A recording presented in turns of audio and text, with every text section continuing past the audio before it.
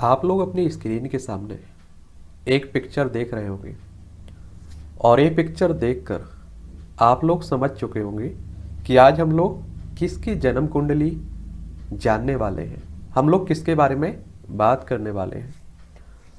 अभी आप देख रहे हैं कि अधीर रंजन चौधरी काफ़ी चर्चा में बने हुए हैं और आप देखें कि इनकी चर्चा की वजह मुझे लगता है कि इनके विवादित जो बयान रहते हैं, और आप देखिए जब आपको हिंदी नहीं आती है, जो भाषा अच्छे से नहीं आती है, मुझे लगता है कि उसमें आप लोगों को अपनी बात नहीं रखनी चाहिए, क्योंकि आप जानते हैं कि आपके फंसने के पूरे चांस हो जाते हैं।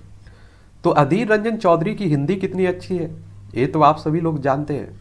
कभी प्रधानमंत्री पर विवादित बयान दे देते हैं, कभी पाकिस्तान की बात कर लेते हैं, और कभी आप देखिए कि राष्ट्रपति को राष्ट्रपत्नी कह देते हैं।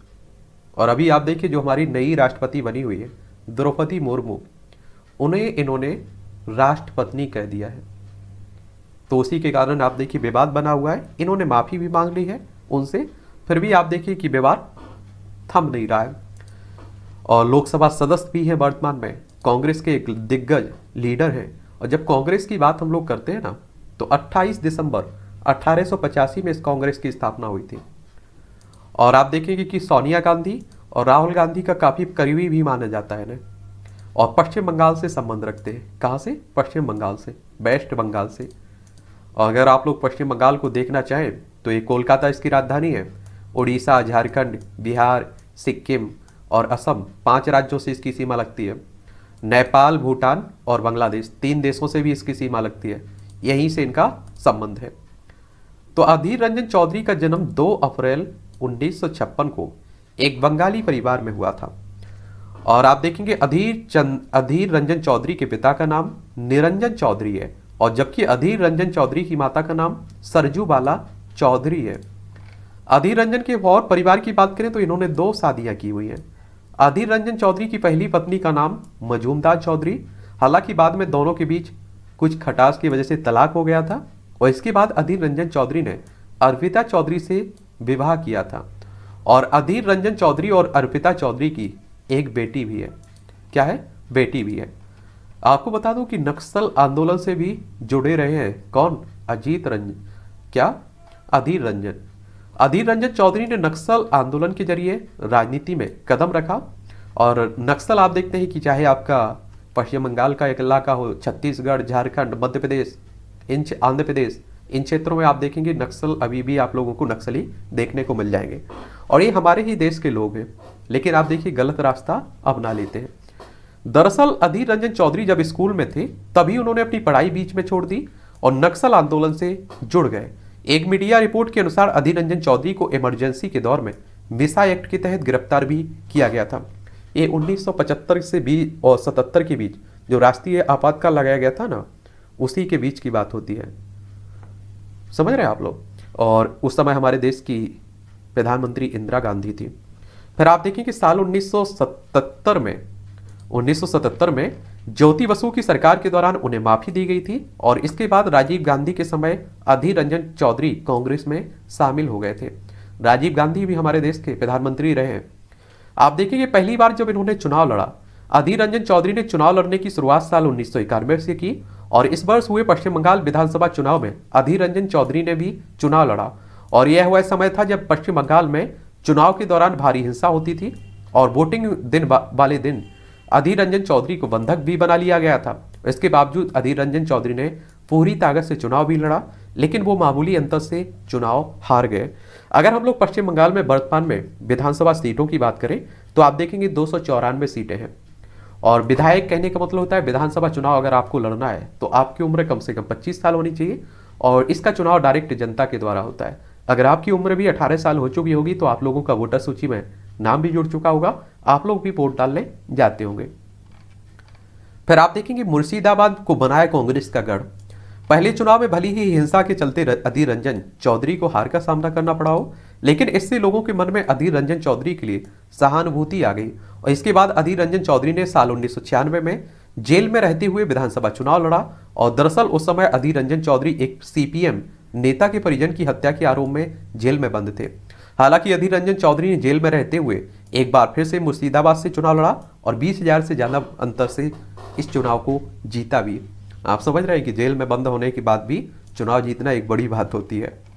साल 1999 में वो सांसद बनते हैं। विधायक बनने के 3 साल बाद अधीर रंजन चौधरी ने साल 1999 में बरहमपुर लोकसभा सीट से चुनाव लड़ा और आप देखेंगे पश्चिम बंगाल में 42 सीटें हैं लोकसभा की वर्तमान में। और लोकसभा सदस्य का चुनाव अगर आपको लड़ना है तो आपकी उम्र कम से कम 25 साल होनी चाहिए। और आप देखिए कि इसका चुनाव भी डायरेक्ट जनता के द्वारा होता है। और पश्चिम बंगाल में आप देखिए कि राज्यसभा में 16 सीटें हैं और राज्यसभा सदस्यों का चुनाव आपके विधायक करते हैं, एमएलए होते हैं ना, वो करते हैं। और जहां से कांग्रेस ने 1951 के बाद कभी भी चुनाव नहीं जीता था, वहां इन्होंने चुनाव लड़ा और जीता भी।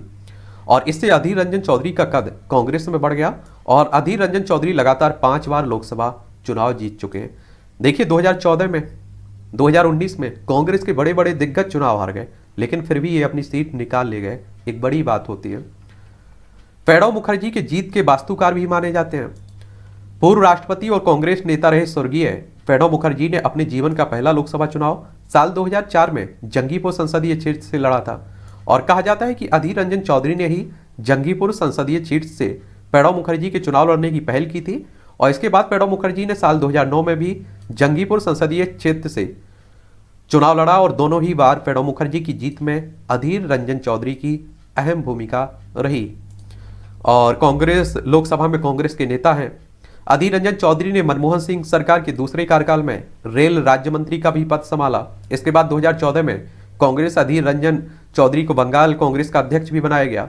साल 2019 में लोकसभा चुनाव के बाद सोनिया गांधी ने अधीर रंजन चौधरी को लोकसभा में कांग्रेस का नेता भी बनाया था। 2014 में जो 16वीं लोकसभा के चुनाव हुए थे उसमें भी जीत हासिल की थी। 2019 में भी इन्होंने ब्रह्मपुरी लोकसभा क्षेत्र से जीत हासिल की थी। अब विवादों की बात कर लेते हैं, जिन विवादों के कारण आप देखिए चर्चा में बने हुए हैं। तो साल 2015 में अधीर रंजन चौधरी लोकसभा स्पीकर के आसन से सटे प्लेटफॉर्म पर चढ़कर तत्कालीन लोकसभा स्पीकर सुमित्रा महाजन को नारे लिखी तख्ती दिखाने को लेकर विवादों में आए थे और इस कारण उन्हें एक दिन के लिए लोकसभा से निलंबित भी किया जा चुका था।